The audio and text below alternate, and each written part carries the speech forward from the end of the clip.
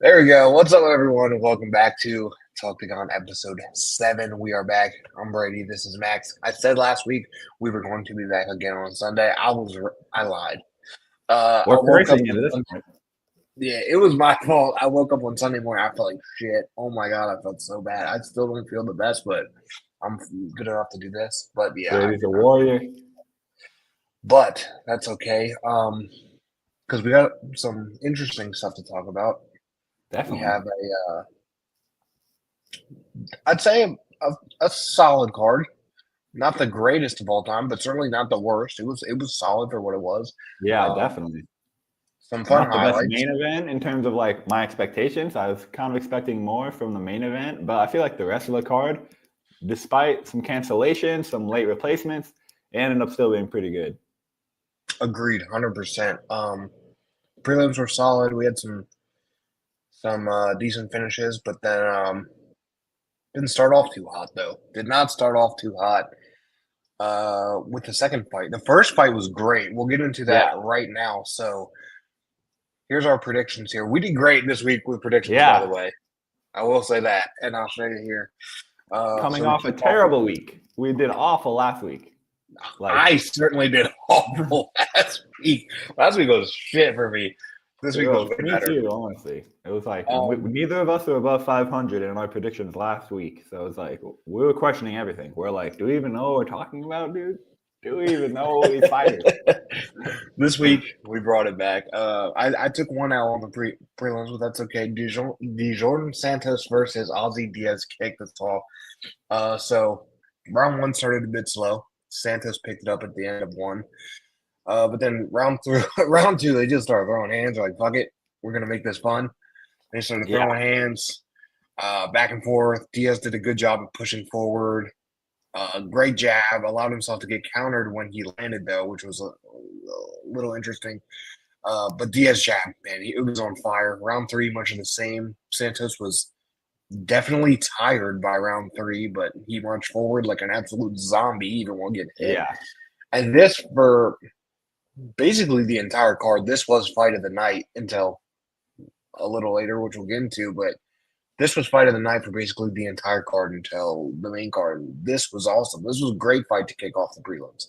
Yeah, dude. Absolutely insane. And I think that it was what was crazy is how the first round was like just kind of okay, and then they really started going insane, dude. It's like both of these guys landed 130 significant strikes or more, with Santos landing 131 and Diaz landing 135. Like, that was definitely, I think, the most on the card. Yeah, by a wide margin. No other fighters landed more than 100 strikes. So that was definitely, I mean, honestly, for me, it was my personal fight of the night, if I'm being honest. But it definitely is kind of tough where it's kind of unknown guys and at the very beginning of the card where a lot less people are watching probably. But yeah, dude, it was an amazing fight. I cannot believe the durability from both men showed where it's like, dude, how are you guys eating that much shots from dudes that big? It's like middleweight is like pretty freaking big up there. It's like 185. It's like you're getting up to some big boys. And, man, it was insane. And they kicked off the night well. I thought that maybe we'd be getting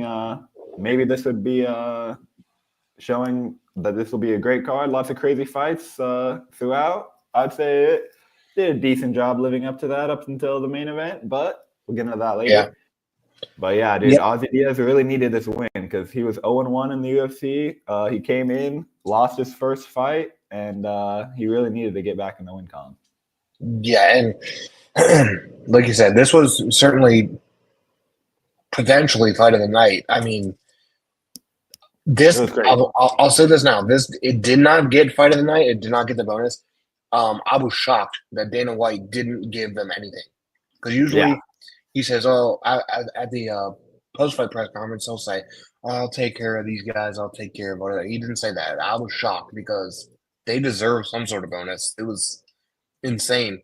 A great fight, and like you said, the durability, especially on Santos. Like I said, he literally looked like a zombie in the last round. He was so tired, but he just kept moving forward. I was impressed with both guys in terms of entertainment value, and that's what the UFC really is in the end. It's an entertainment company, so I feel like they'll both probably stick around for a little bit. 100%. Santos taking that loss, but they're going to have him back. It was too good not to. But as you can see, Diaz did win. It was 29-28 across the board. So he did. Santos, I'm assuming, got round one. So Yeah. there we go. Great fight. Great fight. And then we move on to an interesting one here. So We both picked it right. yeah, we got it right, but I don't think we actually got it right. Myron Santos versus Francis Marshall. So round one, fairly even. Myron was working on those leg kicks, and then at the end of the round, Marshall dropped him. He dropped Santos there at the end of the round and got some ground and pound until the round ended. So he definitely stole that round, which was interesting note there. He definitely took round one. Then round two, Marshall was pushing the pace. He was landing takedowns. He was fully confident. Like he was like, I got this. This is in the bag. He was taking them down every time Santos would get up, right back down. Some nice ground and pound shots in there. That was basically the entire round two. Round three, another dominant round for Marshall, landing jabs, countering every single thing that Santos was landing. He landed a takedown at the end of the round. And then the judges scored the bout a split decision, 30-27 for Marshall, 29-28, and 29-28 for Santos. And Myron Santos won the fight. I was so confused. Like, genuinely so confused. So a little behind the scenes here, I do the results articles for this. And before they read the decision, I thought it was a 30-27. So I literally typed out 30-27, 30-27, 30-27, Francis Marshall. I finished the thing and I was about to click save because I wait until they actually say it. And then they just didn't. I was like, wait, what? Like, wait. I was so confused. Not even 29-28 for him. Just he lost. Like, what the fuck? Especially when they first said 30-27 Francis Marshall. I said, okay, he got this in the bag. 29-28 Santos. Okay. And then 29-28 Santos. What?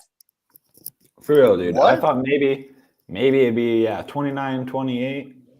But it's just crazy that two judges were able to score it for Santos. I mean, it wasn't the best fight, so I mean, I understand why it's like not the worst decision I've ever seen, but I'm also like, I feel like he did enough to win at the same time, where obviously 100%. It wasn't like insanely dominant, like a crazy performance. Like I'm not looking at Francis Marshall and like, oh, he's going to be like a future champion with that performance he was robbed. Yeah. But I still do think he does enough to win, and that's where it kind of is like, that's tough. But one thing I did see, which I liked from Francis Marshall, he responded well. He said, he's like, I can't control the judges. He's like, I just got to focus on what I can control, which is how I respond for my next fight. So I'm like, I like that response. He's like, don't make that don't like hyper focus on that and be worrying about that for your next fight. Just focus on what you can control, which is your own performance. And I think that those who watch the fight know that Francis probably should have won the fight. And hopefully the matchmakers will give him another matchup like that, where I feel like both these guys are pretty decent. Not the best, but not the worst prospects. But it was gonna be a big win for whoever got the win. But unfortunately, it was. It's really like a no-win situation where it's like a robbery, but then it's like no one's really gonna count that. So it was tough. Yeah, this genuinely might be one of the worst robberies I've seen in a while. I mean, he clearly won round one with the knockdown. Like, clearly. On every scorecard, he won round one, as he should have.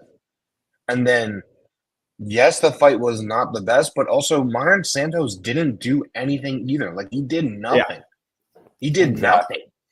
Yeah. And Francis Marshall was landing takedowns. Yes, Santos was getting back up and then getting taken down, but he wasn't countering. He wasn't taking Marshall down. He was not doing anything. I was genuinely so confused.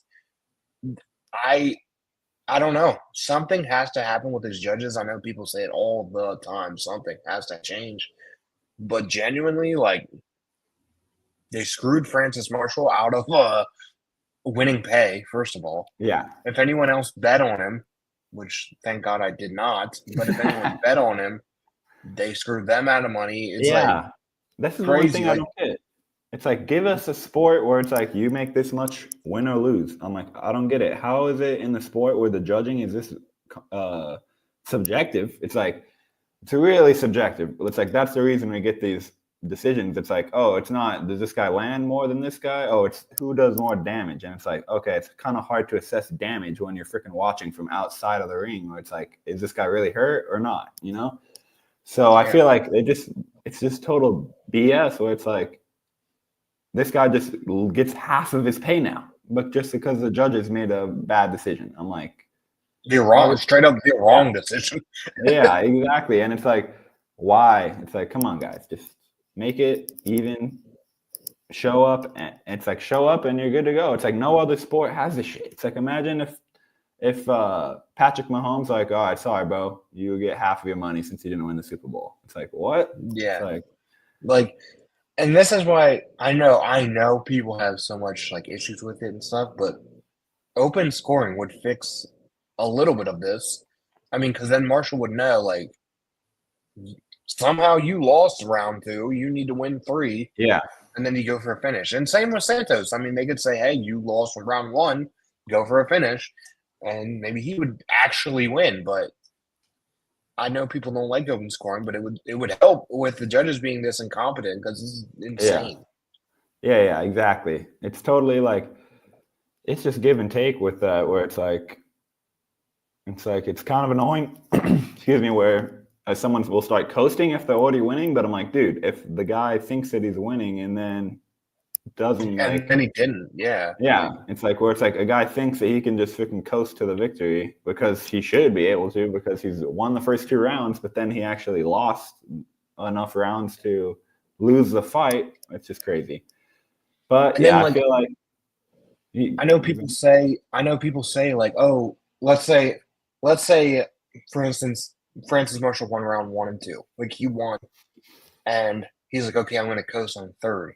I understand that point, but on the flip side of that, that means Santos has to really push the pace and try to not make it coast and work yeah, to win the exactly. fight, which is fair, to be honest. Yeah. If you won round 1 and 2, coast all you want. You won round 3. Why would you Yeah. try and go for a finish in round 3 if you already knew you won round 1 and 2? You know what I mean? Because then you end up possibly losing. But then Santos has to know, like, I have to push the pace here. I have to win. But I don't know.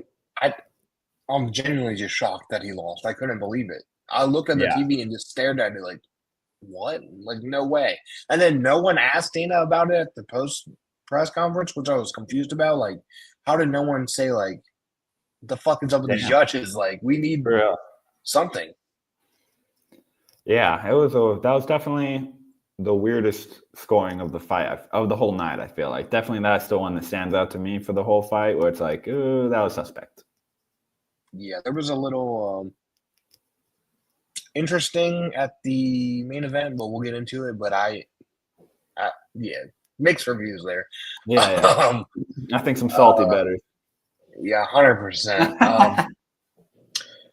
But hey, we won it.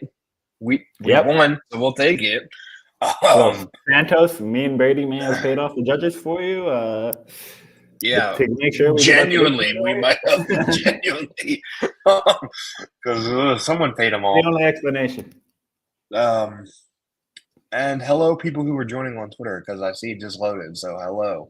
Hey, you missed the first 2 fights. You can see our predictions here. I lost 1. We both won 2. Yeah, screw job in the second. But we move on to the 3rd. We're still in the prelims here. Man, what a performance for Carlos Leal. Holy shit. Dude, this is a beating, dude. I felt bad for Morono in there. After a little bit, I'm like, all right, throw in the towel, dude. Throw in the towel. This is bad. Yeah, I literally wrote in my notes, Carlos Leal was on in all caps. Yeah. Because he was on, like, just dominant. First round finish, punches against the cage. Ref had to step in. Just landed every single thing. Punches and elbows to the head, knees and punches to the body. Just perfect win. He didn't even really get touched. And no one does this to Morono. Even Joaquin Buckley couldn't do this to Morono. He couldn't finish him. And Morono comes in and just does that. Like, that was impressive. That was really good. Dude, Yeah, that was like it. Literally looked like they were not in the same leagues, dude. Like Leal literally made it look easy. Like Yeah.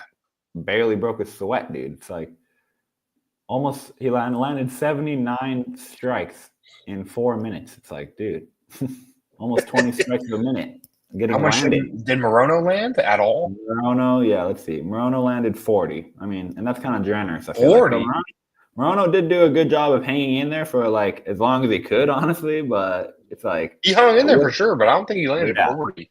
I know, yeah, for real. Seem a little generous with that. Yeah, that But was a yeah, crazy it was performance a from beating. Carlos, though. Yeah. Beating. I mean, like, it's not much more to say other than we need to give Leal a step up in competition because that was way too easy for him. Yeah, I mean, I could see a really quick turnaround here because he took no damage at all. Yeah, literally, Got dude. out Just quick. used It him was, as a punching bag. yeah, he literally sparred with a finish, basically. Yeah. And then, like, he just looked really, really good. Like, I was shocked at how absolutely insane he looked. And I picked him to win, but I didn't think he would do that and not that quick. Yeah, me neither, So dude. huge opponent has to be next. At least I don't know if he gets top 15 like Yeah. immediately, but someone close at least. I mean, he already freaking almost beat Vinyat Fakradinov in his debut, and when people called that a robbery, I'm like, it was definitely pretty freaking close. So it's like this guy's basically 2-0 against two pretty decent fighters. I mean, especially his first fight. Morono is a little bit of a step down, but still is a solid UFC veteran who's been around forever. And he made him look like a freaking scrub. So yeah, he And needs to be again, up in a ranked opponent at this point. Like, I don't again, care. Morono does not get finished like that. Like Yeah, we don't it's see like that. he's a durable dude. There's a reason Yeah. he's been around for so long. Like so many fights. But hey, props to Liao. We both picked him. So you're 3-0 right now. You're on fire. I'm 2-0 For real, or dude. I was feeling 2-1. good. But I'll take it. I'll take it after last week. And last week I was 0-3 at this Last point. week was so awful, dude. We literally, it was embarrassing. I almost was like, maybe we just don't talk about the predictions. But hey, we're good. The next one though, also interesting, I'll say. Bruno Ferreira versus Armin Petrosian. So round one, Armin lands 2 low blows and then gets a point taken. Like very quickly, back to back. It was like one nut shot, oh, I'm good to go. Another one, the exact same one right away. Yeah. I'm like, oh my. Which, hey, respect to the referee for taking a point. We talked about this in the past 2 weeks with the eye poke situations in the main events and yada yada. But hey, good. This is what I like to see. You kick him in the nuts. Hey, warning. You do it again. Point taken immediately. It should be the same with eye pokes. Agreed. Where it's like, especially when it's back to back in the same round, it's like, bro, I just told you to be careful, and you immediately do the same thing. Yeah. It's like, what am I supposed to do? It's like, yeah, the ref can only be so nice. I was very interested to see how Armin would look, especially after coming off of getting KO'd by that double back fist, which was insane. Crazy. Yeah, one of the best knockouts we've seen in a while. I'm surprised he came back so soon. And Bruno clearly was like going for the fucking knockout. He was swinging that hard. But he normally does, but he seemed especially angry. Yeah, and I think he knew, like, this guy just got finished, I'm going to do it again. But Armin did do a good job of staying clear of the big punches, especially with 2 kicks in the nuts. But I thought Armin could have won the round, but again, point taken. So yeah, he either didn't or it was a draw. Yeah. But then Bruno, man, round two, Armin doing great. He was doing really, really good. And then Bruno got a takedown. Armin then fence grabbed real bad. Like Bruno was about to take the back and lock in the choke, but he fence grabbed. The ref did not see it. I don't know how, because he fully pulled himself forward with the fence and allowed himself to get out of the choke. But then Bruno just flipped it into an armbar and caught it, and Armin tapped out. Second round submission for Bruno Ferreira. It was great performance by Petrosian until it wasn't, because he looked good, but 2 nut shots, 1 fence grab, and then he gets caught anyways. It was insane. Like on the feet, he looked good, other than the obvious fouls. Yeah. He looks solid, but Bruno, man, it wasn't his best performance, but I'm sure getting kicked in the nuts 2 times in a row certainly didn't help. I mean, he was Not at probably all. hurting. Uh, Yeah. but yeah, once he got that armbar lock in, it was done. It was tight, and Armin. Yeah, I was impressed with Actually, him. on the replay, it almost looked like his arm was out, and I thought maybe he was going to get Yeah. out, but apparently it was not. It was tight. Good Bro, jabs. Bruno's freaking strong, dude. Once he hangs on to you, it's hard to get him off. I was impressed with him. He's a hawk for a reason. Yeah, exactly, dude. I feel like he's one of those fighters where if he puts it all together, he could be really dangerous because he's a super entertaining fighter. All of his wins in the UFC are by finish. This was his first submission in the UFC. All the rest were KOs. I'm like, this dude is a freaking beast. And this is what the UFC wants. Guys that are entertaining, win or lose, and are not just going to roll over if things aren't going well. Where Ferrer was kind of getting outstruck, which he's probably not really too used to, where he's kind of used to getting the knockouts. He's used to having the shorter reach, but he's used to being explosive and actually being able to find his opponents with that power. But he really wasn't able to until really at all. And then once they went to the ground, I was impressed with how well he was able to get that finish. Even, like you said, the fence grab probably prolonged Petrosian staying in there a little longer, but Ferrer was still able to get that submission. So I think that he's one of the more entertaining guys in that division. And it's just like one of the more crazy builds too, how he's so short for the division, but he's so strong as well. So I want to see him in there with maybe not a ranked guy, but someone who's near the rankings, who's solid fighter, because I think he's in for some good comp. He's one of the guys with the tank build. Like, he's short, but he's stocky, and he's like, I would like to see him go up against another puncher. I want to see how his chin holds up. I want to see him in a brawl. That's what I want to see, genuinely, because we've yet to see him get hit like he hits others and see how he takes it. I want to see if he has a chin. So maybe we can see that next. But he did win here, which is it's a solid win. Obviously, Armin coming off of a loss kind of knocks it down a peg, but decent win nonetheless against a name, certainly a name. Yeah, totally. So we'll take that. And if you notice, which I forgot to mention, but there was 2 fights taken off of this prelims. Unfortunate. One of them being Curtis Blades, and Ruzubov. It was sickness for both fights. 2 fighters, Blades being one of them, were sick, and the fights got canceled day of, like an hour before. Yeah. Hate to see it. Which Joe Rogan said that there's some sort of illness going around the UFC Performance Institute, and that's apparently why. They were in Vegas, so I guess they were training at the PI and got sick, so that sucks. But Ruzubov versus Blades got canceled twice now. It was supposed to be on a fight night, got canceled and moved to this card, and now it's canceled. I wonder if they do it again or if they just fuck it, scrap that, whatever. It was kind of a weird fight to begin with, honestly. Curtis Blades versus a unranked, like, unproven guy. I'm like, Blades coming off of getting a title shot. Yeah, it's like what the fuck? And he's on prelims. The heavyweight division is a weird division, to say the least. 2 champions, having the top 5 guys fighting unranked fighters. I'm like, what is going on?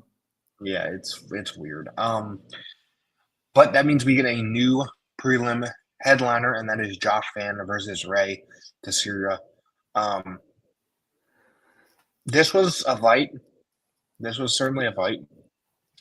I didn't have much notes on this other than the story of the fight was just Ray trying to wrestle him and Josh just defending everything. Yeah. That was it. Right? And freaking beating his ass. Yeah. Josh looked good on the feet. Ray was like not striking. He just wanted to. He did land a nice back elbow, and I think it was in the 3rd round. But other than that, he just wanted to wrestle. Yeah. He just wanted to wrestle. It was strange. It did go to the decision, and then Josh Van did pick up the win, 30-27 across the board, which was, hey, judges made the right call on this one. Yeah, good job. But yeah, that was, I don't know. Interesting performance from Ray. Maybe I don't know if he gets let go, but not Yeah, not the best performance. it was only his first UFC loss, but yeah, he's only 1-1 in the UFC right now. And yeah, definitely showed a lot of holes in his game where Josh, he's a freaking one of the best boxers in the UFC, so he's Yeah, gonna be good at boxing against anyone, but it was not close at all. Where it was kind of an ass whooping from the beginning, where Ray's chin is literally like up, literally as high as it possibly can be against someone like Van, who's looking for that chin all night. I was honestly shocked that there wasn't a finish. I was most impressed with the dude's durability. yep. So that doesn't really say a lot in terms of his performance and his potential in the UFC. But when you're up against someone like Josh Van and you're not getting finished after getting hit that much, pretty impressive. But yeah, I think the Van just freaking dominated and made it look easy because the other guy really wasn't doing anything against him. Like he was basically anytime he'd get hit, he'd shoot for a takedown instantly. It's like, well, that's kind of predictable, dude. It's like you got to set that up, not set it up by getting hit in the face. I'm like, that's not really a setup. So Exactly. yeah, it was a ass whooping. And then for Josh Van, he has to get a big opponent, a ranked Yeah, opponent. He has to. He has to. He's been dominating seriously. everybody. Yeah, 6-1 in the UFC. Only had that one loss to Charles Johnson when he was having that crazy run where he was coming into the UFC, beating everyone. But then he did lose to Charles Johnson. But since then, he's been super active, shockingly, ever since then, and he's been undefeated since 3-0 ever since that one loss, putting him to 6-1 in the UFC. And dude, he's always an entertaining fighter again. So this Yep. guy is going to be around for a while, I think. Yeah, very good. You ended up undefeated, For 5-0, and real. I ended up 4-1 on the prelims. I'll take it.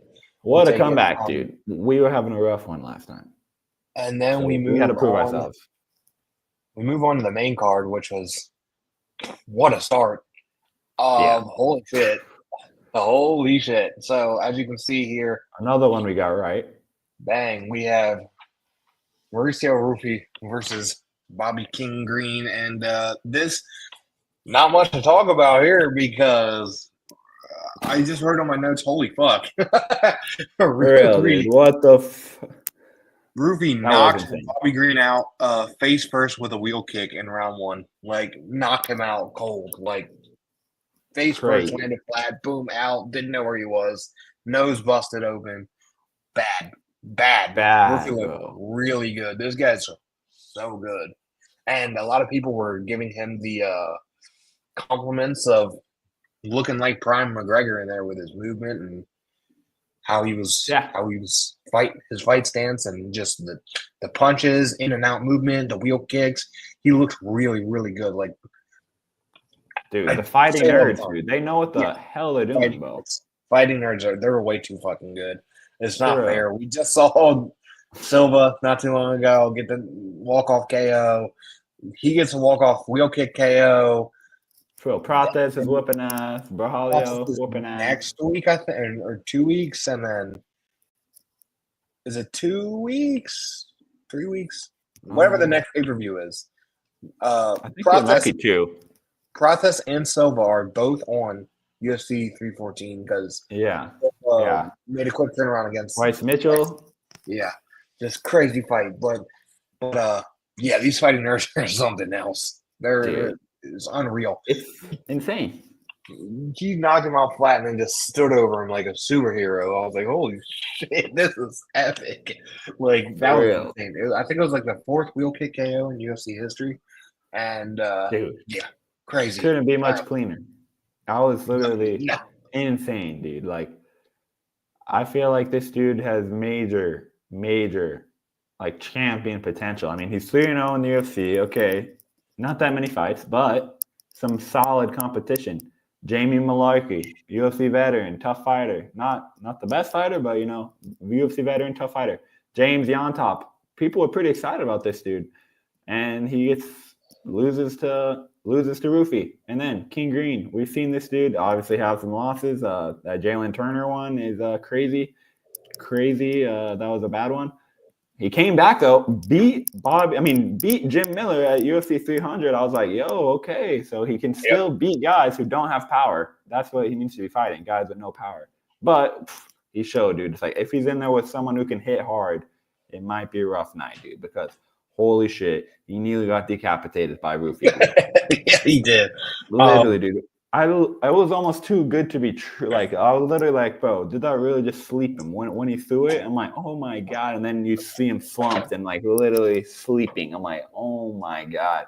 He only needed 4 strikes landed to freaking sleep him, dude. It's like, when one of them is that freaking crazy of a strike, I see why it puts him to sleep, dude. I'm like, sadly, I think this could be setting him up, but I would like to see him up against a wrestler next because of who the champ is. If he gets up there, he's going to have to fight Islam.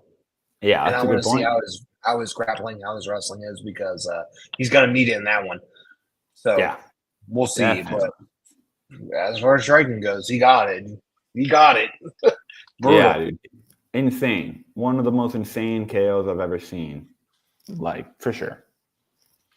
So yeah, again, not much to talk about. It was like 2 minutes or something into the fight. He just wheel kick KO Yeah. and finish it. That's crazy. So shout out to him. And then they showed the Fighting Nerds on screen, and fucking Prates lit up a cigarette in the crowd, which was hilarious. Literally, dude. Prates is crazy. And then we go to a fight that I thought would take the cake for most boring fight of the night. Certainly the most boring 3-round fight of the night.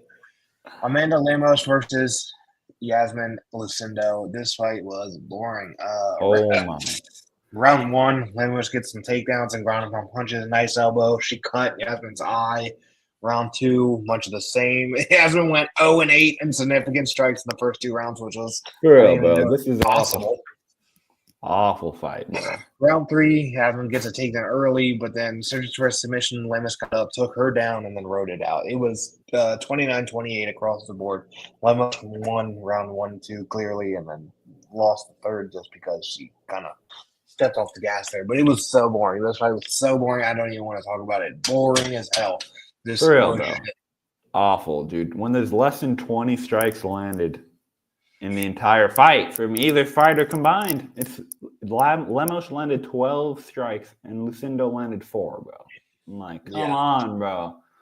That is not doing it. That's not doing it, bro. Not good at all. Like, I'm like, there was no submission attempts from either fighter. Like, what are we watching, bro? If there's no strikes and no submissions, then what? Like, are they even going for the finish? What's going on here? Just rolled around.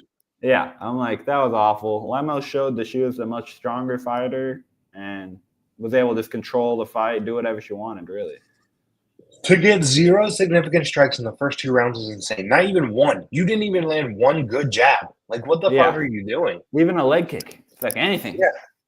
Like, what the fuck? Literally, dude, that was awful. Nothing to even break down, dude. It's just I won with Lemos, so I won that one. I'll take it. Yeah. This is your first loss here. For real, dude.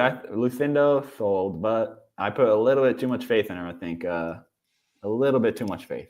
I was thinking Lemos was more washed than she was. I don't think anyone needs to go that way. Yeah. Yeah, I feel like maybe both of them, dude. Freaking Joe Rogan calling Lucindo young man on the freaking broadcast. I just call them guys, so that freaking made me think of it. Oh my god! Like this, when she was walking out, Joe Rogan said, "This young man has a lot of potential," and then I was like, "That's my man. That's a woman." Man, yo, for real, bro. So Joe Rogan needs to get his eyes checked. I think. That was so funny, dude. But hey, that was shit. And we move on to the next one. Which is, much better fight. Ignacio Bahamondes versus Jalen Turner. Again, not much to talk about because it ended in the first round. Turner looked solid to start. I mean, the stand-up game was great. He's a great striker. But then he got a takedown, but then was caught in a triangle choke and tapped. He lost right away. I know. And then after, retired. Yeah. I did not see that coming, dude. Yeah, dude, he's 29 years old. He's not even 30 yet, and he's not. I mean, he's on a 2-fight losing streak. I think it's 2-fight losing streak. But the way he beat Bobby Green, the way he beat Bobby Green was so impressive. Like, why are you retiring? And um, I think a lot of people were trying to talk him out of it. His coaches, he didn't officially put his Even gloves down. Ignacio. Yeah, Even Ignacio Ignacio even. Bahamundes. Yeah, after the fight, he said, "Please don't retire. Like, you can come train with me. You can live in my house. Like, I'll train with you. Like, do not retire." Yeah, I don't know. He says he's retired. I don't know if he's gonna eventually change his mind. I don't know if maybe just losing like that and really was like, "What the fuck? Now I'm on 2-fight losing streak. I just lost so fast. I'm Yeah. done." Like He maybe just has the shock lost of it all. 4 of his last 5 fights. So he had those 2 split decisions, losses, and then beat Bobby Green, and now has these 2 losses back to back. So it's definitely been a tough run for him. So I feel like When he's probably Jalen, just mentally defeated. yeah, I agree. I mean, when Jalen was coming up, I thought he was going to be the future champion. I actually did, and now he retired at 29. What the fuck? Yeah, championship is not an option anymore, unfortunately, if you're not fighting. So I think he said it best. He's like, if you're not 100% in this game, then there's no point in being in it, where it's like, this is a very dangerous sport. And if you're not 100% mentally there, locked in, trying to be the best you can be every day, then you're just going to get passed up and potentially hurt. Thankfully, he didn't really get hurt in this fight, but, I feel like it's at the end of the day, it's his decision. So I have to respect it. He probably knows best, but I wish that just selfishly for my sake and entertainment wise, he's always an entertainment fighter. He's put on some crazy fights. The Dan Hooker one, absolutely Yeah, legendary fight. The Moicano one, as much as it is a troll fight, it was still a crazy fight, even though he lost. Bobby So Green finish was yeah, crazy. Like, nearly freaking killed Bobby Green. If you told me that Bobby Green would still be fighting and Jalen Turner would retire first after that fight, I would tell you what crack he's smoking. yeah, for real. That is not happening. Jalen Turner is for sure fighting for years later than King Green. I'm like, Bobby Green, I would think that would be retiring years before Turner. Not, but after. Like, this is just crazy. So I almost feel like maybe he'll take a year off and then maybe come back in a different promotion or with the UFC, maybe. But whatever he needs to do to get his mind right, whether that eventually leads back to fighting, cool. But if not, whatever he needs to do, dude, because he's a good guy, and I hate to see him struggling like that. I know he said he deleted all the social media after, or like got off of it after the Moicano loss, where it was pretty embarrassing. But I still think he's a great fighter. So yeah, maybe retire for a little bit, get your mind right, and maybe come back or not. It's up to him. But shout out to Ignacio, dude. Yeah, He definitely looked good in there, bro. I love Chile. My grandma's from the same place that Ignacio's from, in Santiago, Chile. oh So yeah, shout out to Chile. So I'm always rooting for him. I think he might be the only Chilean fighter in the UFC, and he's yes, putting yep. on crazy. So, and it was actually her birthday too. During this fight night, so I was freaking stoked as hell when he won. I was like, Big no win. way. You Yeah. did a figure out. Let's go. Yeah, literally round 1. Freaking, I was worried. I'm like, please don't freaking have the Chilean fighter get knocked out on my grandma's birthday. I was like, this would be fucked up. I'm like, come on. Thank God he won. So yeah, I was super happy about that. Yeah. But yeah, a great fight. What could be next for Bahamondes? I mean, someone pretty big, I assume. But Yeah, this is gonna be a very interesting rise for him because he's really yeah, good. But yeah, dude. we'll Training see. with Bilal, dude. It's like people hate on Bilal, but this is what happens when you train with him. He's a freaking I beast, will, bro. It's like I people will thought say Bahamundes could only strike. Got this that is crazy finish. this is something that's never happened in this show history of the show before. But I need you to take over for a second. I have to pee so bad and I can't hold it. That's So cool. That's Max is cool. going to talk about how great Bahamondes is while I go piss real quick. Yeah. Okay, I'm gonna talk about who should Ignacio Bahamundes fight next, because I feel like he deserves someone in the top.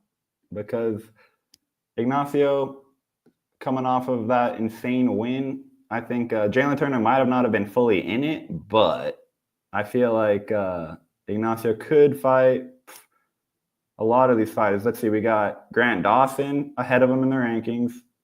We got, I'd honestly like to see Benil Dariush versus Ignacio Bahamundes, that could be a good one where Beneil just is coming off of that canceled fight, still got paid, but coming off of that canceled fight, that could be a good one. I think Ignacio probably would have to deal with his wrestling a little bit, but I could probably see him beating Beneil, honestly. But another good fighter for Ignacio would be Joel Alvarez, where Alvarez is also one of those crazy lanky fighters. 7-2 in the UFC. So both those guys are on the come up. I could see Ignacio fighting him. I think that the top of lightweight is just crazy, dude. We got Islam, Charles Oliveira, Arman, Justin Gaethje, Dustin Poirier, Gamrot. Gamrot, I'm not as high on. Dan Hooker, Renato Moicano. I could see a Moicano fight for Bahamundes going well, but he just fought. Fiziev also just fought. Michael Chandler. Obviously, he's going to fight Paddy Pimblett. Grant Dawson, we already talked about. Joel Alvarez, Benoit Saint-Denis, I could see, and then Ignacio right outside the top 15. So there's a lot of options for him. I think that if Ignacio can put it all together, he could be a potential future champion.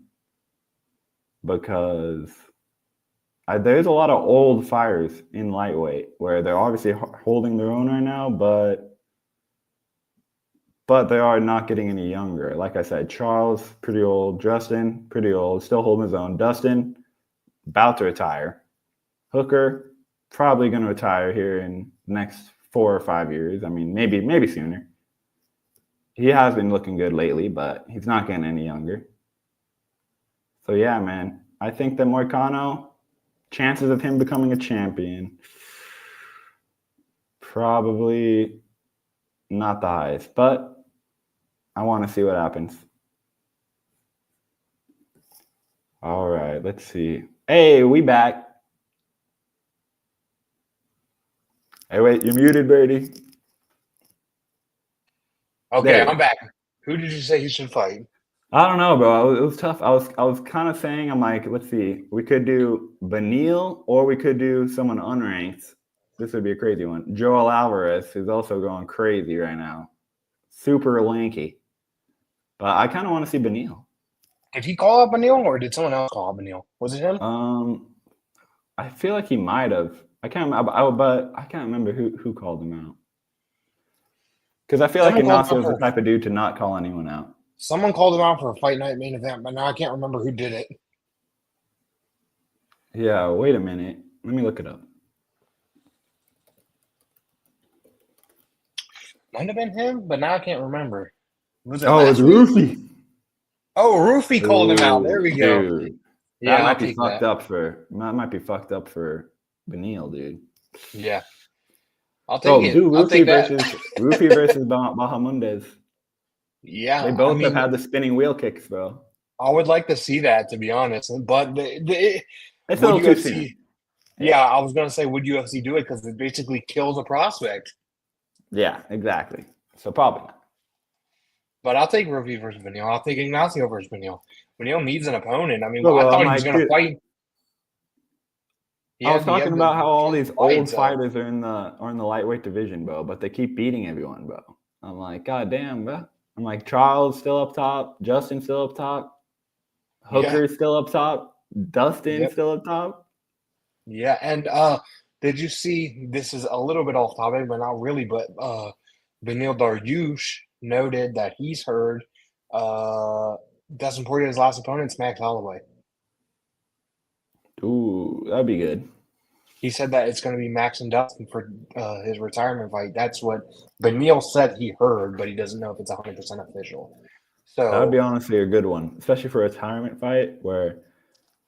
So Dustin's going to get taken out of the rankings regardless if that's done and he retires. Yeah, if he retires, for real. So that leaves a spot open. And then Beneil, I mean, if he goes against Roofy, good luck. Yeah, good luck. Good freaking luck, dude. But yeah, Bahamundes looks great. I'm excited to see what's next for him because he's got some damn good potential. Oh yeah. And then we move on to the co-main event, which was, I forgot to mention. So Rufi and Bahamondes both won performance of the night. So they both got bonuses for performance. Yeah, they both deserved it. 2 first-round finishes. So good job to both of them. And then we move on to the co-main event, which was Justin Gaethje versus Rafael Fiziev. This was supposed to be Justin Gaethje versus Dan Hooker, but on less than a week's notice, Dan Hooker pulled out due to a hand injury, broke his hand in training, I guess. And Fiziev stepped in. So props to him. This is a rematch of a 2 years ago fight that Justin did win by decision, and it was close. But this one was not close. Justin Gaethje, man, round 1, Fiziev got 2 takedowns. He landed some good elbows and knees. And then I don't know if it was off of a kick or off of a plant. He looked like he hurt his foot in the first round at the end of the round. He had that was weird. Like blood on his foot. Yeah, it was kind of gross. I don't know if he hurt any bones but he certainly hurt his foot. He was bleeding, and they showed a zoom in of it and it looked like a chunk of his skin came off. Yeah, So it might have just been like a mat burn. I don't know. Yeah, that canvas I hear is pretty freaking rough. Yeah. But then so Fiziev won round 1 clearly, and I was like, oh my god, I don't know what the hell is going on with Justin, because I'm a massive Justin Gaethje fan. I'll be biased. I don't care about Justin Gaethje. Every time I'm rooting for him. But he did not look good round 1 at all, and I was like, what the fuck is happening? Maybe you never know. Timid off of the knockout for Max. A little bit scared, to be honest, because he got slept really bad. Yeah, he said in his post fight, he's like, even I was questioning it. My chin, bro. He's like, even I was wondering if I could still take these shots. But then round 2, Justin Gaethje turned it on and was landing almost everything. I mean, he dropped Fiziev with that nasty uppercut. I don't know how Fiziev got back up. It was picture perfect uppercut that dropped him, and he looked like he was out of it for a second, but hey, he survived it. Justin jumped on him and had not a neck crank, but he was holding him from the front like a face lock, but he was landing punches for the rest of the round. And then round 3, Justin started pouring it on again. Dude, one of the craziest kicks I've ever seen. They were clinched up, and Gaethje swung his leg all the way over in the clinch and landed a head kick. I was like, how the fuck did he do that? For real, dude. That was I've literally never seen that. It was low-key straight to the back of the head, too. Dude, 100%. But he ate it, it's the only way you can, really. I'm like, yeah, Fiziev ate it. Even Gaethje said, I don't know how that uppercut dropped him, but that head kick didn't. Holy fuck. For real.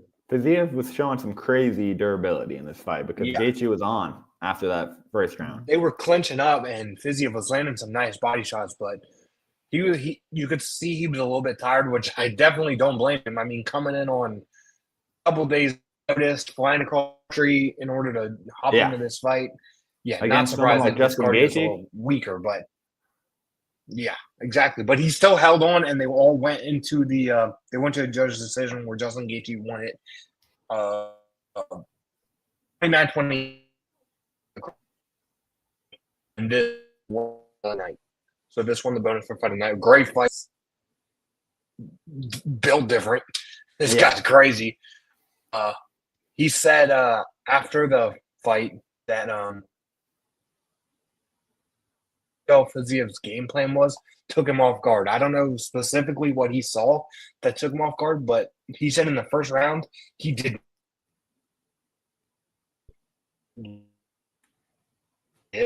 So it kind of took him.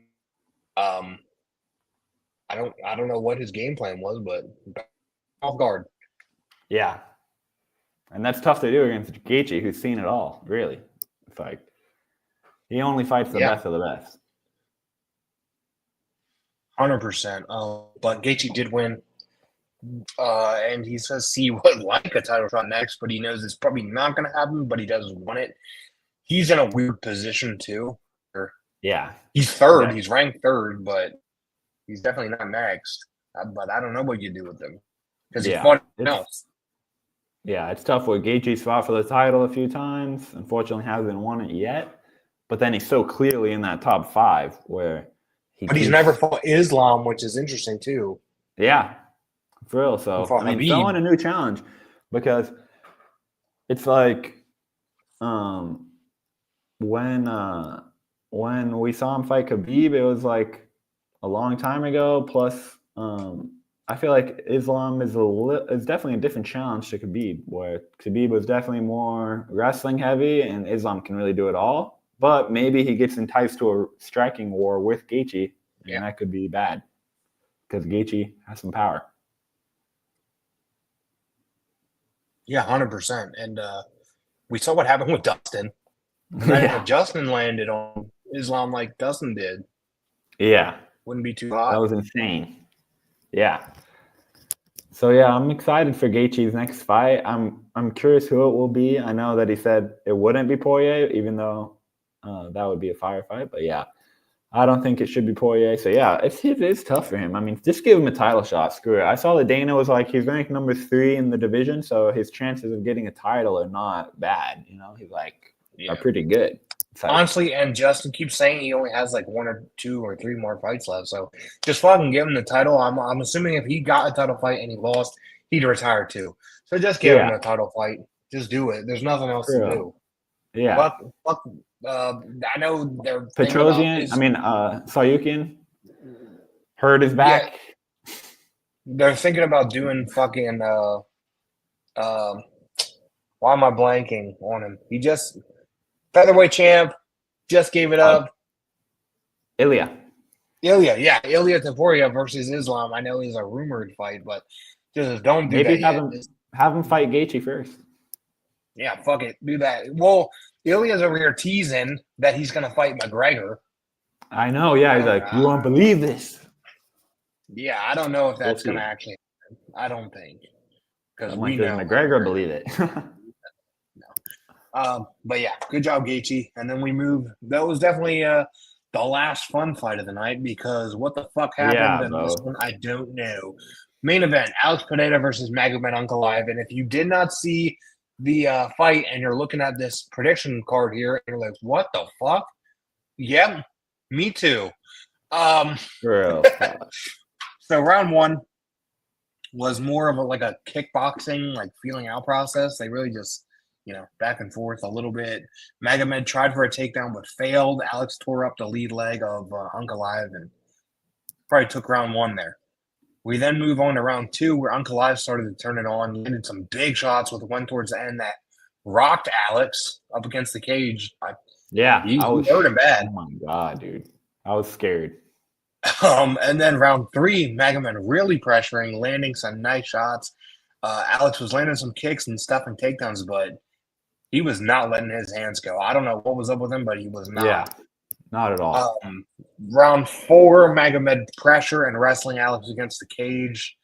Just not much strikes, but definitely exhausting Alex. He was clearly just tired. And then round 5, Alex started to open up a little bit. He landed some big strikes and landed a big head kick.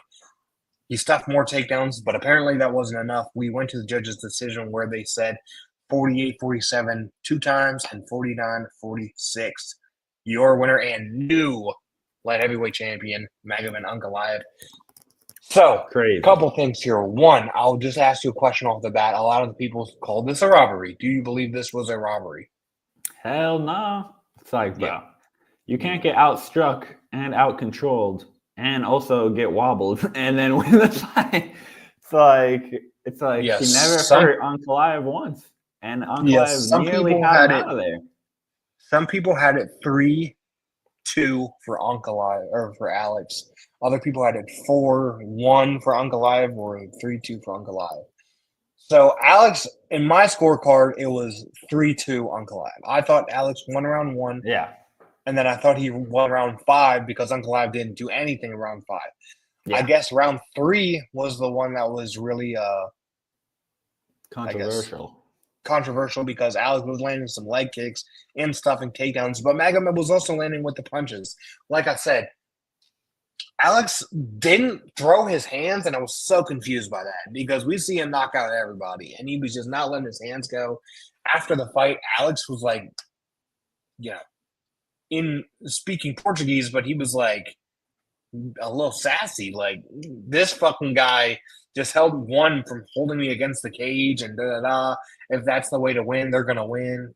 Whatever. But it's like, dude, you weren't landing anything. I don't know what was up with him. They Yeah. asked him if anything was wrong, and he said no. But, like, dude, even his corner was like, fucking do something. Like, throw strikes. And he just wasn't. Fucking, of course, everybody was coming out saying Alex won. Israel Adesanya said he won. A couple of other fighters came out and said that Alex won, but I did not see that at all. Me neither, bro. I know a lot of the media maybe they'd members give it said to him. Alex won too. I thought maybe they'd give it to him just because I'm like, they love Alex. And I'm like, I could see this being a robbery for Alex winning. I'm like, okay, I could see him being like, okay, Alex is just going to give it to him because it wasn't a dominant performance to Ankalaev. But I'm like, Ankalaev definitely did enough to win, but I'm like, oh, he just hugs me the whole time. I'm like, bro, he had 5 minutes of control time. It's a 25-minute fight. So there's 20 minutes where he's not controlling you. Honestly, he didn't wrestle as much as I thought he would. Exactly. I'm like, bro, he only did in 2 of the 5 rounds. I'm like, there's 3 rounds where he barely freaking grappled at all. I'm like, bro, you had so much opportunities to knock him out. I'm like, not opportunities, but time. Or it's like, bro, don't blame it on the grappling when that happened in round 4 and 5. I'm like, bro, you're normally KOing guys and finding your rhythm way sooner than that. So it's like, I'm like, I think it was more of you were worrying about the takedown, and he was better at striking than you thought. You know what I'm saying? I'm like, Ankalaev impressed me with his striking because we've seen Pereira just outstrike the shit out of these guys and just knock them out. But that combination 100%. of well-roundedness where it's like you have to worry about the takedown and the striking is also pretty freaking good too. It's going to be hard to deal with, and especially you're going to be thinking about takedowns. Oh, he's also landing me with that 1-2. For real, that 1-2 was on, especially early in the fight where he literally wobbled Alex. I'm like, if you told me that if there was going to be a wobble and there was only going to be one wobble the whole fight, that it would be Pereira the one getting wobbled, I'd be shook, bro. And if you told me that Ankalaev was able to win while not having any successful takedowns at all, I'm like, bro, it was 0 for like 11 on takedowns, but still was able to outstrike him. I'm like, I don't know how much more. It's like, what do you want him to do? Just freaking stand there with his hands down like Strickland? It's like, bro, he was striking with you the whole fight. He landed more strikes than you. It's like, what do you mean wrestling? I'm like, what? He landed more strikes than you. He threw more strikes than you. It's like you were the one that was running, not him. I'm like, what are you talking about, bro? It's like I don't think Alex will not be able to bounce back from this, but this is an awful performance. Yeah, I don't know if he'll ever admit it, but I do think that the striking and power of Magomed really took him off guard because he got rocked, and he's like, what the fuck? True, you can't get rocked and then be like, the guy was hugging me. I'm like, bro, you nearly got KO'd in 1 round. I'm like, what are you talking about, bro? Yeah, and then I was watching the MMA Hour with Ariel Hawani, and him and his co-host all said that they thought Alex won 3-2, and I was like, man, I disagree. Like, I do not think that. Magomed Ankalaev beat him. He beat him. This was not a robbery to me. Ankalaev beat him. Even shockingly, Dana White said that he thought he scored it for Ankalaev win. Yeah. And I know a lot of people were saying that they thought that Dana White would be, pissed that Ankalaev won this belt and Alex, their big star, didn't keep the title, but Dana scored it for Magomed. So yeah, it's like, dude, you can't get outstruck, out-controlled, get wobbled, and still win. I'm like, I just don't understand that logic. I'm like, he didn't do shit. Literally, I'm like, Ankalaev only was getting hit with a leg kick. You can't, I'm like, bro, so when Izzy does it, he's a shit boring fighter. But when Alex does it, it was because of the guy that he was fighting, not because of him. Yeah. I'm like, wait, what? So when Izzy leg kicks, it's a boring trash performance and he sucks. But if Alex does it, it's a robbery and he should have won. I'm like, okay. I'm like, and he got wobbled. I'm like, bro, what are you guys talking about? Literally, bro. I'm like, I've never seen this level of cope. For real. I'm like, he got outstruck in 3 out of the 5 rounds, 3 out of the 5 rounds, got out-controlled, and got wobbled. I'm like, bro, I don't know how much more of a non-robbery it can be. If you want to say it was a close fight, it was a close fight, okay, because not a lot happened. But what did happen was Ankalaev was doing the work. For real, dude. I'm like, all the significant moments were Ankalaev. I'm like, It's like, Pereira, I love you, bro, but it's like that was not a good performance. It was like, you're going to have to do better if you're going to beat him in the next one. You're going to have to be letting your hands go. Because you showed you could stuff the takedowns. That's what I was so confused. I'm like, you've shown that you're able to stay up on your feet. You may as well let your hands go. But he was just not as active as he needed to be. And he was going backwards the whole fight. I agree 100%. And there's some questions coming out of this fight, though. So a couple notes I have here. The video was shown, I think, the day before of Alex seemingly looking like he was having a hard time cutting weight down at 205. Yeah, I mean, he's freaking huge. So my question is, what's next really here? Because there's a lot of different ways you can go. Magomed said he has absolutely no problem with a rematch. Alex says he wants a rematch. Dana said he leans towards a rematch. But if he's having a hard time cutting weight, should he just move to heavyweight? Like, but then if that's the case, what do you do? Is John Jones versus Tom going to happen? Are you going to do Alex versus Tom and then Alex versus Jones, or Alex versus just someone else in the meantime? Or do you have the rematch since they both won it and Dana's leaning towards it? That's probably what's going to happen. But if he's having a hard time cutting at I mean, we saw what happened when he had a hard time cutting at 185. He eventually got knocked out. So if he's having a hard time at 205 and then had this performance, what's it going to look like next time?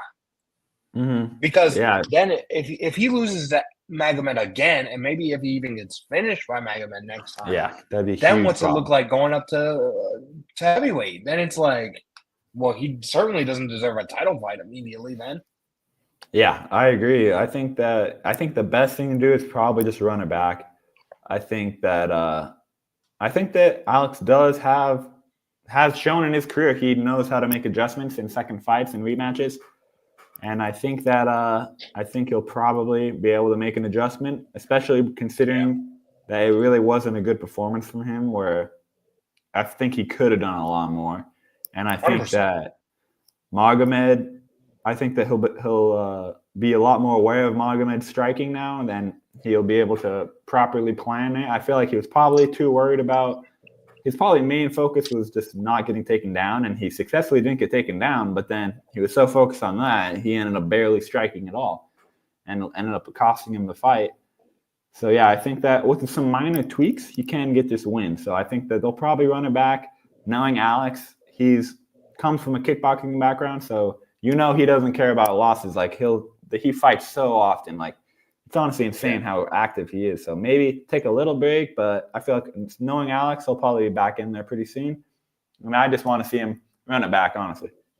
And Magomed was fighting this fight in Ramadan. Yeah. So that's a very good point. He's fighting in Ramadan. He certainly doesn't have to take another break. So they could run this back pretty quick since Ramadan will end and then he'll be good to go. Yeah. And then, So we'll never know. I like it. Yeah, I honestly think they'll probably run it back in the same year, honestly. I think there's definitely time. I do think that too. Before the end of the year, they will fight again. Especially with how the light heavyweight division looks as far as Alex beat everybody. Magomed beat a lot of the top guys. Yeah. And then there was some notes about fucking Yuri Prohaska gave Magomed Ankalaev a compliment, and then Magomed replied. I don't know if he maybe took it the wrong way, but he was like, basically, fuck you. You got to go fucking win again. You suck. And he's like, bro, he's complimenting you. Like, what are you doing? There's no one else to fight besides Alex, though. Yeah, I don't know. The light heavyweight division is open, but it's not open at the same time. They're in a really weird spot. Yeah, and it all depends on if Alex is going to rematch or not. For real, it's like the top guys right now, like you said, Pereira's all beat besides like Olberg, but he's fighting Blachowicz. So I'm like, depending if Blachowicz and Olberg, what happens there, then maybe we'll have a new contender that but then but Blachowicz has already fought Ankalaev too. Yeah. So hopefully Olberg went the draw, right? So no contest or whatever. So it's like it's really bad. But hey, for real, it's lots of guys that fought each other at the top. That's for sure. The Dagestan Russian men are taking over the UFC. I mean, there's another champion here who the only one who failed was Umar. Yeah. He could So not. He could not beat Merab. Umar. Come on, bro. Fame You're to gonna get the replaced. family. You're gonna get replaced by Magomed Ankalaev. Like, we've adopted Magomed. Big Unk is now It's adopted. Big Unk time. That's his new catchphrase. It's not a drama. It's Big Unk time. That's what he Big says. Unk. I don't know if it'll catch on. We'll see. Maybe but not yeah. quite as catchy.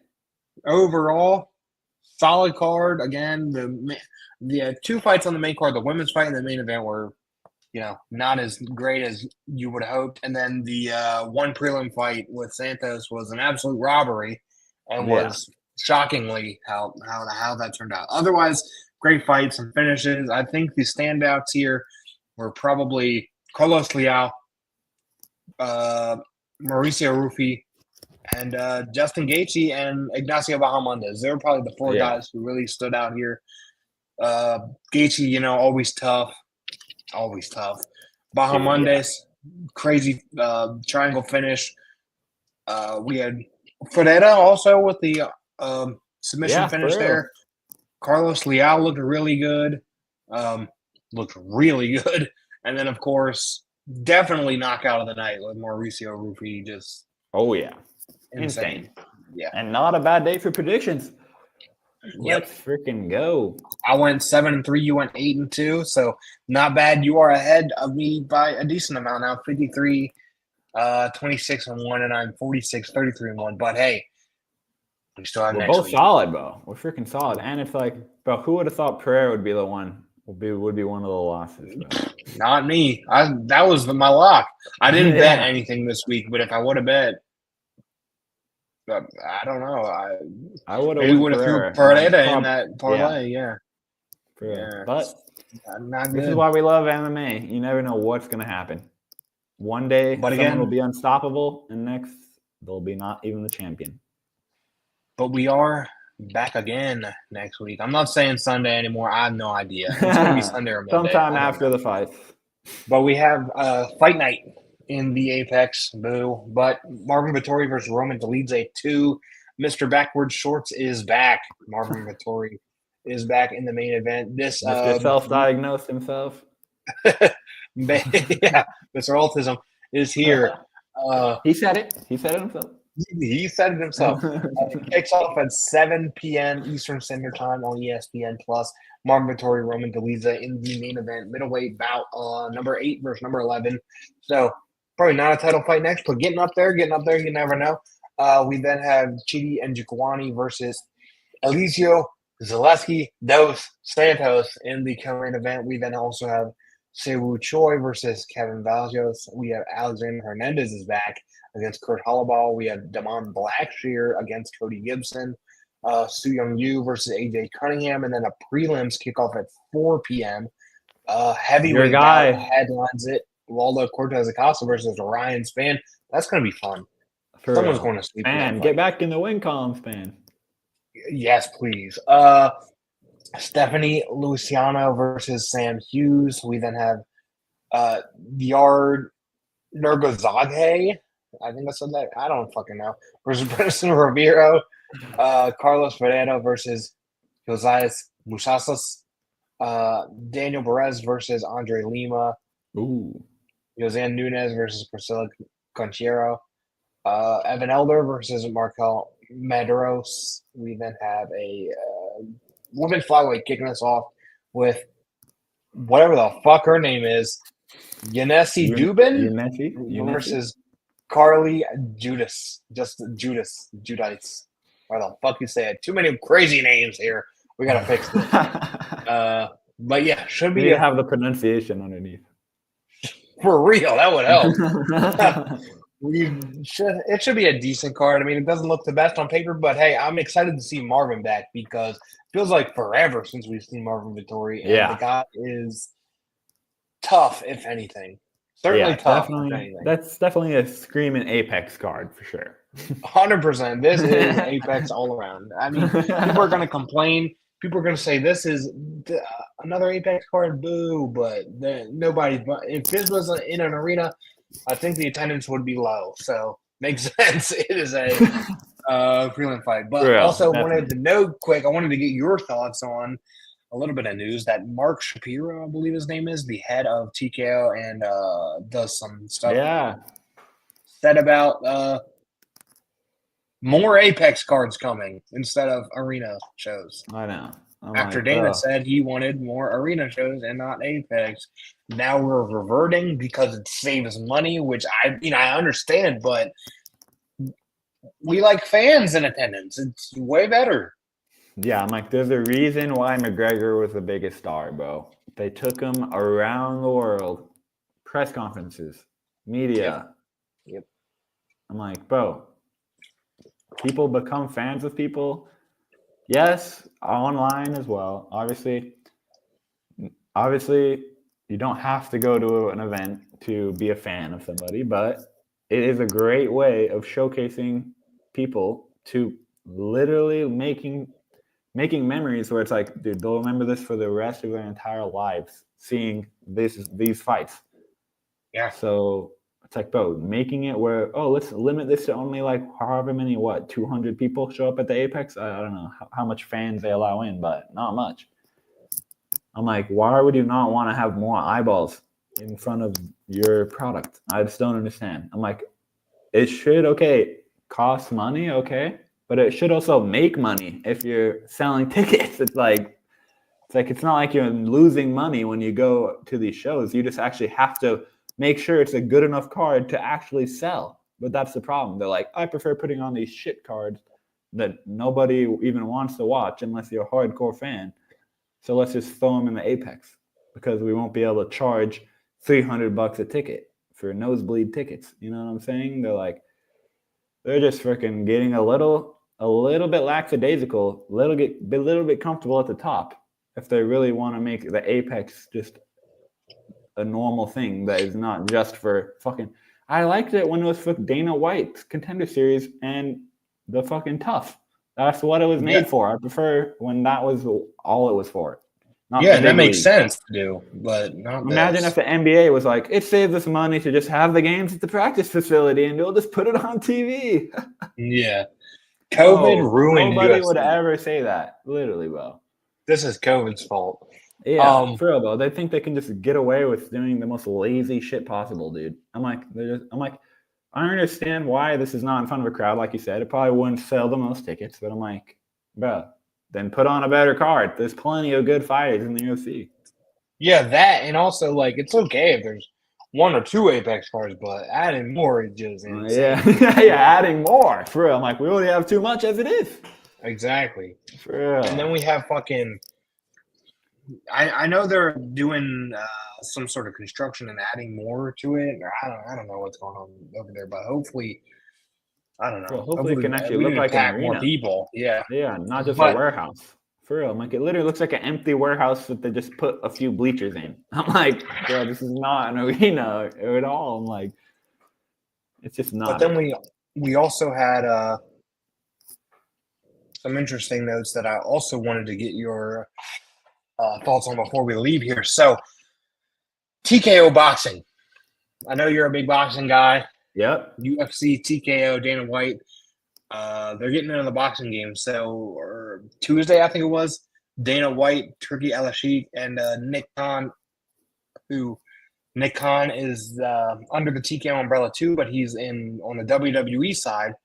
TKO has WWE and UFC under the same umbrella, and now they will have boxing as well. So they'll have wrestling, MMA, and boxing all under the same umbrella, under the same media corporation thing.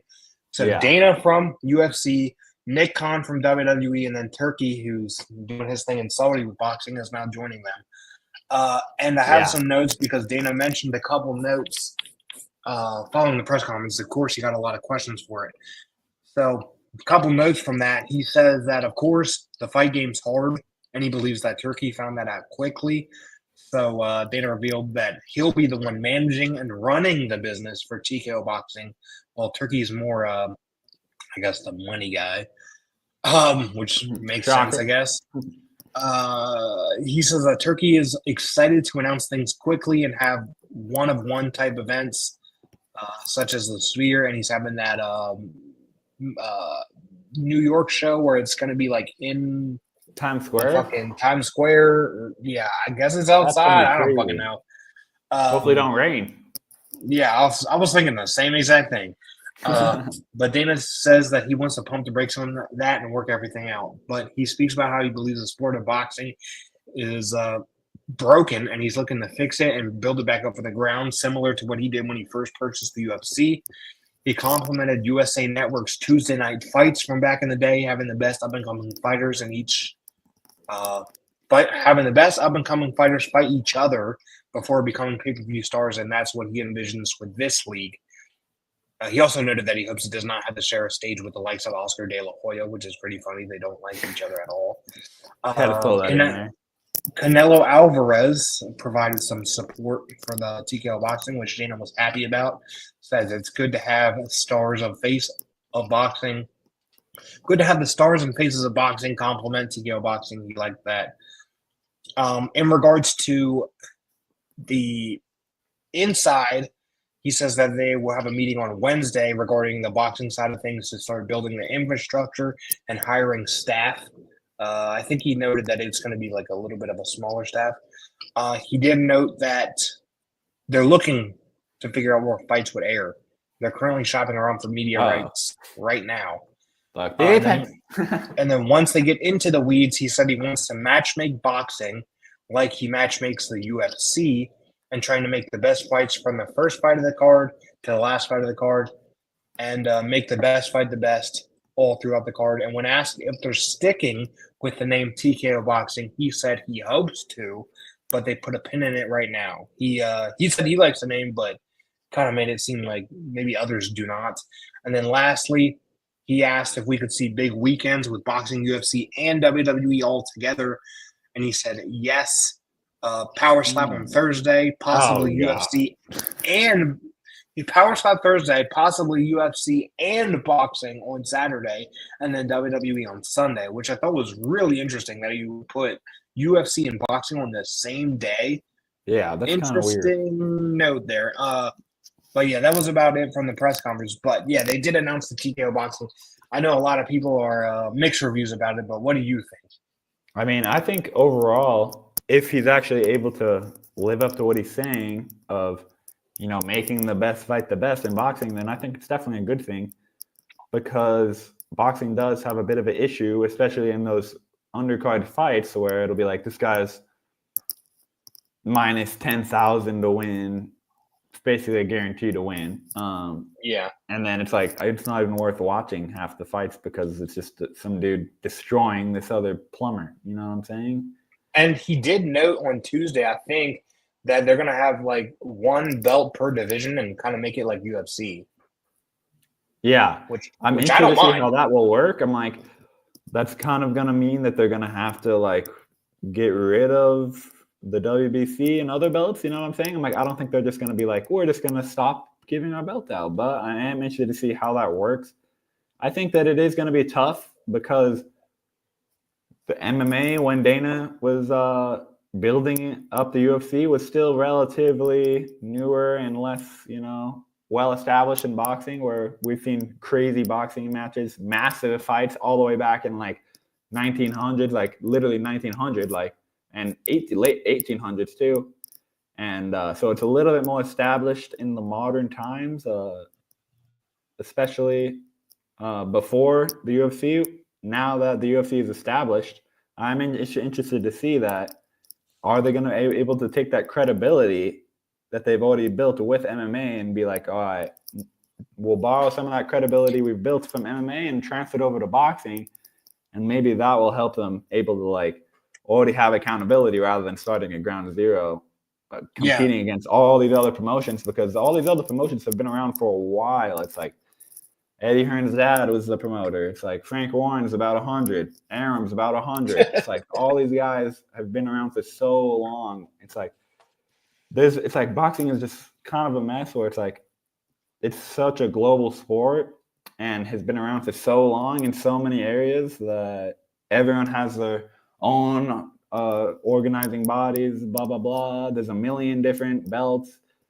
So Yeah, I definitely think that it definitely is in much need of some simplification, and hopefully, um, this will be able to put it in that direction where we are actually able to see the best fighting the best on a more consistent basis and at the beginning of their careers. Because yeah, it'll be like somebody will be fighting relatively, decent guys with a decent record, but then those fighters will not actually be beating anyone good. They'll be like 20-0, but have only fought guys that are like pretty bad, which is still hard. Don't get me wrong; they're still really good fighters, but it just is harder to adjust when you're in there with somebody at your level when all you've been fighting is guys far below your level. So I feel like it'll honestly be beneficial for the guys that are the best of the best, where iron sharpens iron. It's like that experience helps a lot when you're fighting up against somebody who's better than you, because you only know how it feels until you're in there. My thing is, if they're having like one belt per division or whatever, if they're gonna like, how do I put this? Are they gonna make it like UFC where they have like a roster, like they just have a roster? You know what I mean? That can't Yeah. fight anywhere else.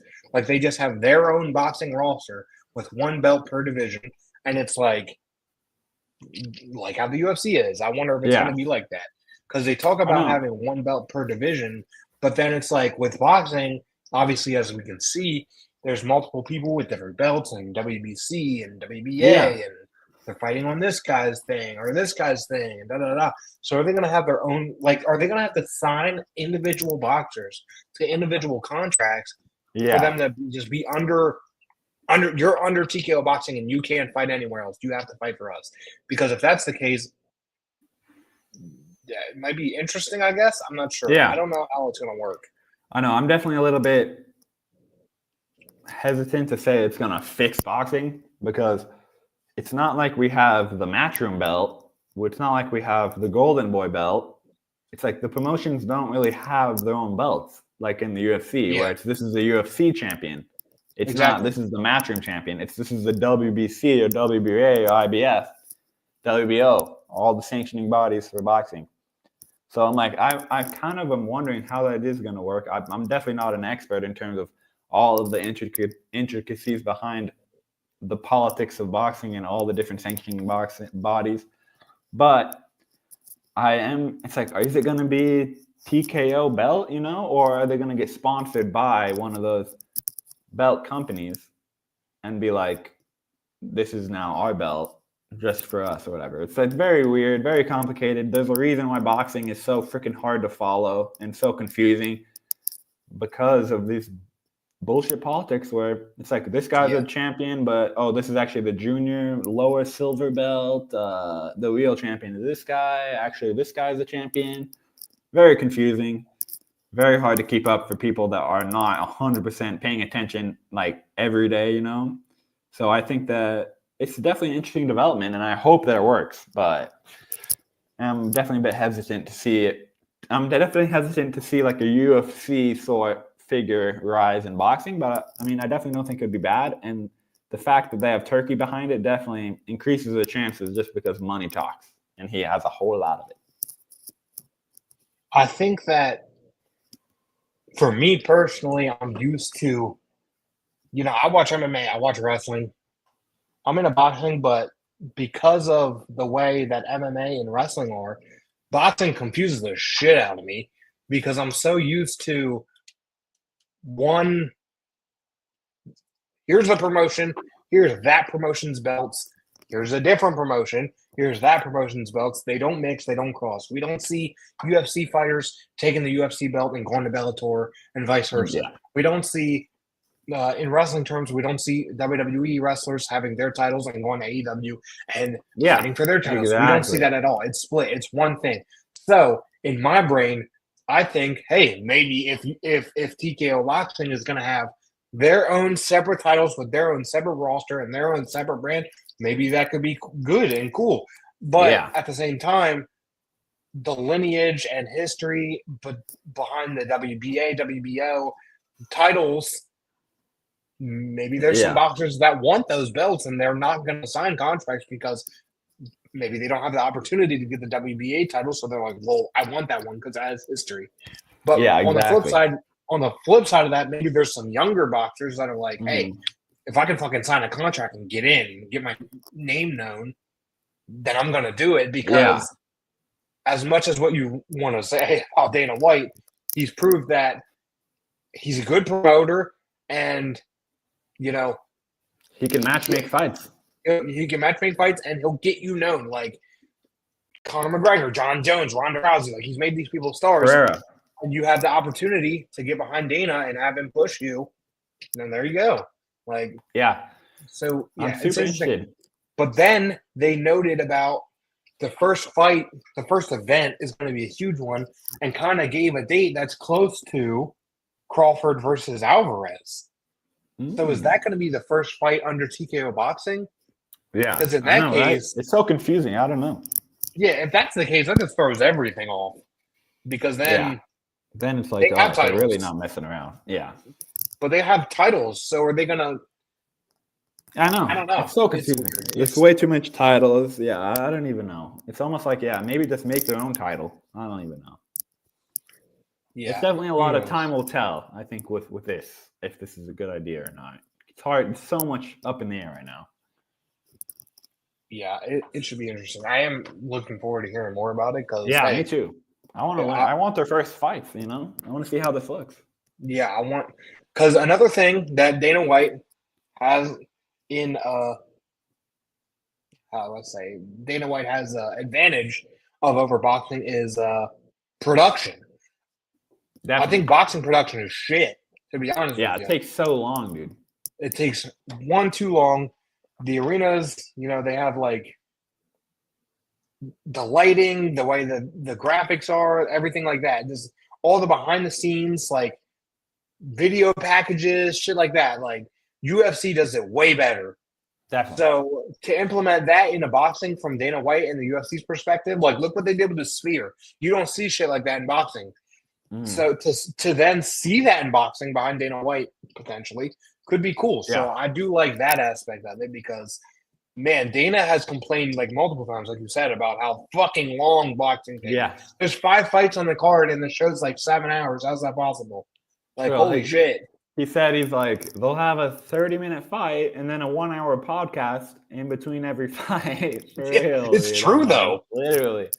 It's like sometimes it'll happen in boxing where, in the UFC where like there's a canceled bout last minute, so they have to freaking fill time.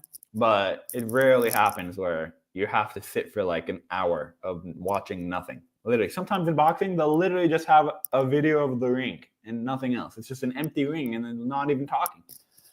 It's just awful sometimes. So yeah, definitely major room for improvement for boxing. So I'm excited. Hopefully this will go well. Yeah, fingers crossed, but I guess we have to just wait, because who knows when that's going to be announced. Yeah, but, who freaking knows? Hey, fun pay-per-view. We have a couple decent fight nights coming up, but then we have a really fun pay-per-view at 314. So yeah, I'm hyped for that one. It's going to be really good. But yeah, that's it for us today. Make sure to like, comment, subscribe, share, all that good stuff wherever you're watching or listening. And then, like I said, next week, sometime, could be Sunday, could be Monday. I don't know. We'll see how we feel. But we'll see you next week at some point. Monday or Sunday for sure. I'll say this and then it'll probably be Tuesday. No, it's definitely Monday or Sunday. And yeah, we'll see you next time. Peace.